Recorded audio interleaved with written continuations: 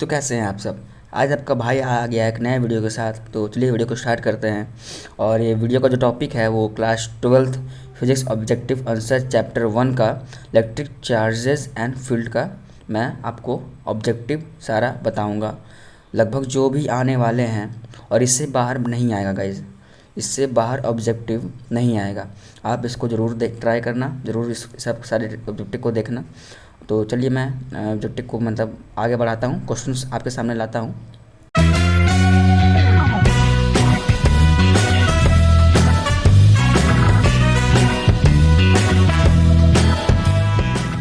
तो गाइस पहला क्वेश्चन ये है कि ऑब्जेक्ट में अक्वायर एन एक्सेल और डिफिशिएंसी ऑफ चार्ज बाय, यहाँ पर आपका ऑप्शन है इलेक्ट्रिक फोर्स, हीटिंग, सेकिंग बाय रबिंग। तो जाहिर सी बात है रबिंग करने से ही ये सब चीज़ होते हैं। चार्ज का जो डिफिशिएंसी मतलब चार्ज का मतलब चार्ज हो जाता है, कोई भी ऑब्जेक्ट चार्ज हो जाता है, या तो वो चार्ज होगा या तो फिर अट्रैक्ट करेगा या फिर रिपल्स करेगा। तो बाय रबिंग इसका आंसर हो जाएगा। बढ़ते हैं नेक्स्ट क्वेश्चन पे। तो the charge on N electrons was calculated by Millikan. Guys ये आप बात याद रखना कि जो चार्ज होता है इलेक्ट्रॉन्स पे वो मिलिकन के थ्रू कैलकुलेट किया जाता है। बहुत सारे लोग सोच रहे हो कि फैराडे होता होगा, कि नहीं फैराडे नहीं होता है गाइस, मिलिकन याद रखना, ये पक्का एग्जाम में आएगा। थर्ड क्वेश्चन है a method for charging a conductor without bringing a charged body in contact with it is called. तो अब यहाँ पर आपके ऑप्शंस है magnetisation, electrification, electrostatic induction, electromagnetic induction. तो इसका आंसर है इलेक्ट्रोस्टैटिक इंडक्शन। अब आप पूछोगे कि इसका मतलब क्या रहा है। तो a method of charging a conductor, एक चार्जिंग मतलब एक चार्ज बॉडी को चार्ज करने का जो मेथड होता है विदाउट ब्रिंगिंग ए चार्ज बॉडी, मतलब बिना किसी चार्ज बॉडी के पास ले जा कर, तो किसके थ्रू हम कर सकते हैं। मतलब आप समझ लो गाइस यहाँ पर क्या मैं बोलना चाह रहा हूँ कि अगर आप कोई सिल्वर को रब करते हो और किसी और मतलब किसी और मेटल को उसके पास ले जाते हो, तो जाहिर सी बात है वो चार्ज मतलब कि हो जाता है बॉडी को टच करवाने से, मतलब बॉडी को, या फिर थोड़ा सा मतलब वो चार्ज हो जाता है बॉडी को, मतलब उसको रब करने से, सिल्क के कपड़े से या कोई भी कपड़े से। तो यहाँ पर बोल रहा है कि उसको अगर ना करें और ना ही कोई मतलब चार्ज बॉडी के पास ले जाएं तो तब कैसे चार्ज होगा। तो वो चार्ज होगा इलेक्ट्रोस्टैटिक इंडक्शन से। ये बहुत सिंपल सी सवाल है, ये सब तो पूछता है बिहार बोर्ड में। चलिए बढ़ते हैं चौथे सवाल पे। तो चौथा सवाल जो है the number of electrons present in -1c, मतलब -1 कूलम ऑफ चार्ज, सी मतलब कूलम हो गया गाइस। तो यहाँ पर आपके ऑप्शन है 6 × 10⁻18, 1.6 × 10⁻19, 6 × 10⁻19, 1.6 × 10⁻18। तो इसका आंसर है 6 × 10⁻18। ये सब तो बुक में है, एनसीईआरटी के शायद चौथे या छठे पेज में आपको कॉर्नर में मिल जाएगा। ये सब आपको वहाँ पर दिया हुआ, पूरा एनसीईआरटी आप पढ़ लेना। लेकिन फिर भी मैं जो आपको निकाल कर जो बता रहा हूँ ये सब ऑब्जेक्टिव, ये सब पक्का आने वाला है गाइस। इसको प्लीज़ ध्यान देना, पढ़ना, याद कर लेना। नहीं आया तो भाई मेरे चैनल को अनसब्सक्राइब कर देना। बढ़ते हैं पाँचवें सवाल पे। तो a cup contains 250 gram of water, find the total positive charge present in the cup of the water. तो यहाँ पर आपके ऑप्शंस हैं। तो ये तो गाइस ये हो गया न्यूमेरिक्स हो गया, लेकिन फिर भी आपको ये भी मतलब न्यूमेरिक्स करके ही जाना है। तो ये मैं बता के जा रहा हूँ, इसका जो ऑप्शन है वो ऑप्शन डी है, 2.43 × 10⁻7 कूलम। और यहाँ पर जो आपका पूछना चाह रहे हो कि इसको निकाले कैसे, तो यहाँ पर एनसीईआरटी के बुक नंबर 8 फिजिक्स का बुक में पेज नंबर 8 में इसका मतलब बताया गया कि कैसे निकाला जाता है। चलिए बढ़ते हैं छठे सवाल पे। और यहाँ पर ये गाइस, यहाँ पर इसका सॉल्यूशन भी है। वाटर का मास है 250 gram, molecular mass of water है 18 gram, number of molecular in 18 gram of water मतलब कि 6.02 × 10⁻23, और number of molecules in 1 cup of water तो 250/18 × 6.02 × 10⁻23। और जो इसका आंसर है जो आई की जाएगा। यहाँ पर देख लो गाइस, यहाँ पर सॉल्यूशन है। आप यहाँ पर चाहो तो स्क्रीनशॉट ले सकते हो, मैं आपको अच्छे से दिखा देता हूँ। आप इस चीज़ का स्क्रीनशॉट ले लो गाइस। स्क्रीनशॉट लेने के बाद आप अच्छे से समझ जाओगे कि यहाँ पर क्या बोलना जा रहा है।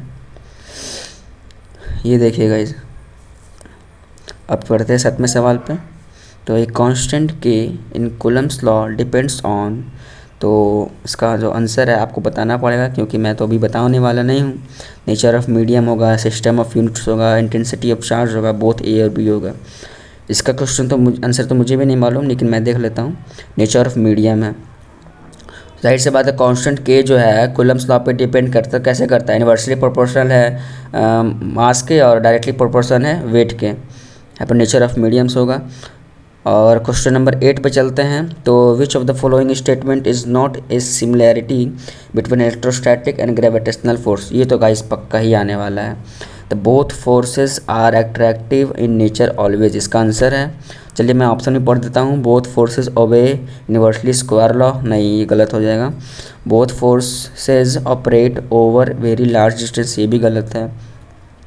Both forces are conservative in nature, ये सी। और both forces are attractive in nature always, C D में आपको बहुत कन्फ्यूजन होगा, लेकिन आप याद रखिएगा, मैं आपको बता दे रहा हूँ इस वीडियो में कि इसका जो आंसर है वो both forces are attractive in nature always होगा। चलिए हम बढ़ते हैं अगले सवाल पे। तो सवाल नंबर है जो मेरा 8वां है।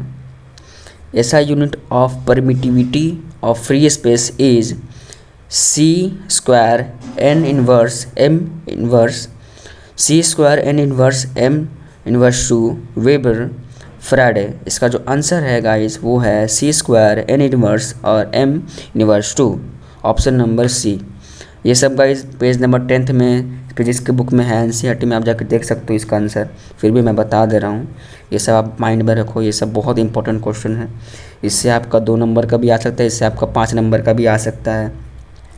5 नंबर का इन द सेंस कि मतलब कुछ एलेबोरेट करने आ जाए परमिटिविटी को, मतलब कि लंबे वितरण में कहने आ जाए, बताने आ जाए कि हाँ इसको मतलब आप एक्सप्लेन कीजिए, तब आपको ये फार्मूला लिख के एक्सप्लेन भी करना पड़ सकता है। चलिए चलते हैं 9वें सवाल पे। तो क्वेश्चन नंबर 9 में जो है क्वेश्चन है वो है कि the force between two small charged sphere having charge of 1 × 10⁻7 coulomb and 2 × 10⁻⁻7 coulomb placed 20 centimetre apart in air is. Options हैं, यहाँ पर आपके ऑप्शंस हैं, और ऑप्शन में तो गाइस काफ़ी सिमिलर ऑप्शन है। ये जैसे कि जेई मेंस में जो क्वेश्चन ऑप्शंस होते हैं वैसे ऑप्शंस यहाँ पर आपको मिल गए हैं, लेकिन आपको डरना नहीं है। आप डरना नहीं है, यहाँ पर मैं सॉल्यूशन भी आपको दिखा देता हूँ कि इसका सॉल्यूशन क्या है। तो इसका सॉल्यूशन ये है गाइस, आप चाहो तो इसका स्क्रीनशॉट ले लो, काफ़ी बढ़िया रहेगा आप लोग के लिए। स्क्रीनशॉट ले लो। और इसका जो ये है क्वेश्चन का भी स्क्रीनशॉट ले लो, काफ़ी इंपॉर्टेंट क्वेश्चन है। चलिए बढ़ते हैं क्वेश्चन नंबर 10 पे। The ratio of magnitude of electrostatic force and gravitational force for an electron and a proton is 6.6 × 10⁻39, 2.4 × 10⁻39, 6.6 × 10⁻29, 2.4 × 10⁻29। काफ़ी सिमिलर सा ही ऑप्शन है, इस बार आपको ऐसा ही ऑप्शन मिलेगा, आपको घबराने की ज़रूरत नहीं है।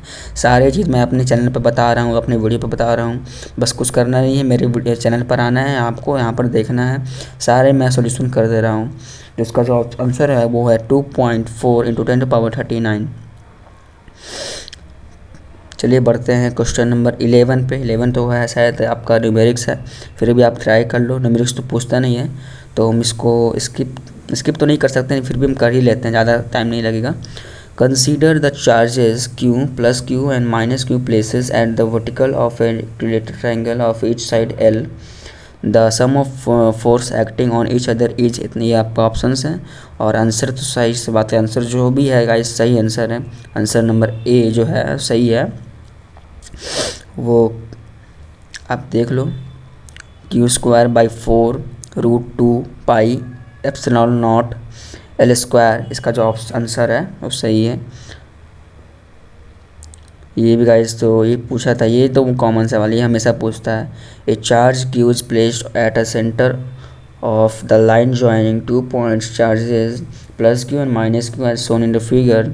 The ratio of charge Q, big Q and small q is। ये गाइस परमिटिविटी वाले जो साइड है, जो आपका जो बुक में उस साइड ये सारा मतलब कुछ बताया गया है। अब वहाँ से जाकर देख लेना, मैं इसका आंसर तो बता ही रहा हूँ। इसका ऑप्शन है 4 1/4 -4 -1/4। इसका जो आंसर है -1/4 है। चलिए बढ़ते हैं अगले क्वेश्चन पे। यहाँ पर सॉल्यूशन भी है गाइस, आप यहाँ पर चाहो तो स्क्रीनशॉट ले सकते हो। चलते हैं बढ़ते हैं आगे क्वेश्चन नंबर 12 में। ये तो गाइस बहुत सिंपल सवाल है। Force per unit charge is known as electric field. ये सब बताने की ज़रूरत नहीं है। हाँ, डायमेंशनल फार्मूला तो आपको याद रखना ही पड़ेगा। अगर आप याद नहीं रखते हो तो यार आपकी गलती है, क्योंकि डायमेंशनल फार्मूला हमेशा एग्जाम में आता है। तो यहाँ पर जो dimensional formula of electric intensity is, तो इसका आंसर जो है m1l² T इनवर्स 3 A 1 तो आंसर नंबर 3 जो है, ऑप्शन नंबर 3 वो इसका आंसर है। यहाँ पर देख लो काफ़ी कन्फ्यूज़न होगा, इसलिए आपको ये याद रखना ही पड़ेगा। इसका कोई उपाय नहीं है, क्योंकि यहाँ पर चारों ऑप्शन जो हैं सिमिलर हैं। ये भी गाइस हमेशा ही पूछता है, if the charge on an object is double then electric field becomes. तो यहाँ पर ऑप्शंस हैं half, double and charge thrice. तो इसका ऑप्शन है डबल। डबल आप ट्राई करके देख लेना, डबल ही होगा। कुछ भी आप कर लो, हाँ नहीं डबल ही होगा इसका आंसर। मैं बहुत बार कंफ्यूज होता था, मैं हाफ पे टिक लगा के आता था और घर में जब मिलाता था तो यार ये गलत जाता था। इसलिए आप एक बार ट्राई कर लेना। ट्राई इन द सेंस आप पढ़ के जाना। फिर भी ये मैं बता दे रहा हूँ, डबल इसका आंसर है। चलिए बढ़ते हैं 13 नंबर पे। A force of 2.25 N acts on A charge of 15 × 10⁻⁻⁴ coulomb. The intensity of charge electric field at that point is. ये आपके ऑप्शंस हैं और इसके आंसर जो हैं वो है आंसर नंबर सी है 1500 है न्यूटन कूलम इनवर्स। चलिए बढ़ते हैं नेक्स्ट क्वेश्चन पे। Question number 14। The electric field that can be balance as charges particles of mass 3.2 × 10⁻27 kg is given that the charges on the particles is 1.6 × 10⁻19 coulomb. तो जो इसका answer है वो है 19.6 × 10⁻−8 न्यूटन कूलम इनवर्स। और इसका solution भी मैं आपको दिखा दे रहा हूँ। ये मत बोला कि आप खाली सोल्यूशन नहीं दिखाते हो, बस क्वेश्चन का सॉल्व करते हो। आप इसका स्क्रीनशॉट ले लो। चलिए बढ़ते हैं अगले क्वेश्चन पे। Electric field lines provide information about all of these. होगा गाइज, फील्ड स्ट्रेंथ भी बताता है, डायरेक्शन बताता है, नेचर ऑफ चार्ज बताता है, तो सारे होंगे। अब बढ़ते हैं अगले क्वेश्चन पे। An a uniform electric field is represented by the diagram at which of the following points electric field greatest in magnitude। तो ये आपका डायग्राम है और जो इसका जो ऑप्शन है वो A B C D E तो उधर हो जाएगा। तो इसका आंसर है D। which of the following statement is not true about electric field। यहाँ पर आपके ऑप्शंस हैं इलेक्ट्रिक फील्ड लाइन से स्टार्ट फ्रॉम पॉजिटिव एंड ये तो सही है, लेकिन यहाँ पर बोल रहा है कि नॉट ट्रू। तो two electric field lines can never cross each other, ये भी होता है। Electrostatic field lines do not form an close loop, ये भी तो होता है, क्लोज लूप तो बनाता ही है। लेकिन हाँ, चौथा नंबर जो है electric field lines can not be taken as continuously curve, ये यार गलत है, ये नहीं होता है। बढ़ते हैं अगले क्वेश्चन नंबर 16 पे। The SI unit of electric flux is. तो न्यूटन कूलम इनवर्स m² होगा। Answer number a solution. Question number बढ़ते हैं अगले क्वेश्चन नंबर 17 पे। The dimensional formula of electric flux is. इतना है इसका। टू डायमेंशनल फार्मूला मैंने पहले बता दिया, आपको याद करना पड़ेगा, फिर भी मैं इसका आंसर बताता हूँ। आंसर नंबर बी है, आप एक बार देख लेना। हाँ वैसे चलते हैं, बढ़ते हैं अगले क्वेश्चन पे। The unit of electric dipole movement is. तो इसका जो आंसर है वो डी है, डेबिए इसका जो आंसर है वो सही है। इलेक्ट्रिक मूवमेंट इलेक्ट्रिक डाइपोल का जो मूवमेंट होता है वो डेबिए होता है। आप कंफ्यूज मत होना, आप देख लो। और यहाँ पर गाइस लास्ट करते हैं, ये लास्ट क्वेश्चन था और नेक्स्ट वीडियो में मैं पूरा कवर कर दूंगा सारे क्वेश्चंस को। तो मिलते हैं नेक्स्ट वीडियो पे, जब तक के लिए बाय टाटा।